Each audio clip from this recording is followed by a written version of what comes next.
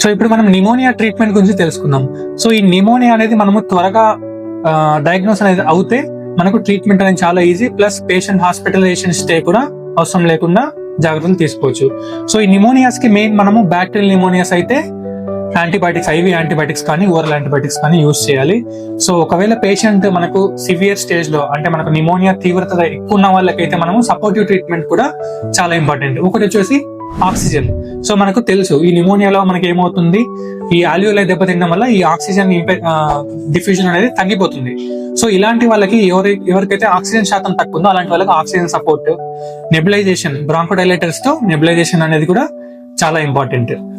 So మనము ఈ pneumonias రాకుండా అంటే ఒకసారి వచ్చిన తర్వాత హై రిస్క్ పీపుల్ కానీ ఇంకా ఎవరికైనా తగిన జాగ్రత్తలు తీసుకోవాల్సిన వాళ్ళు కొంతమంది గ్రూప్స్ ఉంటారు. సో అందులో మనము ప్రివెంట్ చేయొచ్చు. నిమోనియాస్ ని ప్రివెంట్ చేయడానికి సరైన వ్యాక్సినేషన్స్ అనేవి ఖచ్చితంగా తీసుకోవాలి.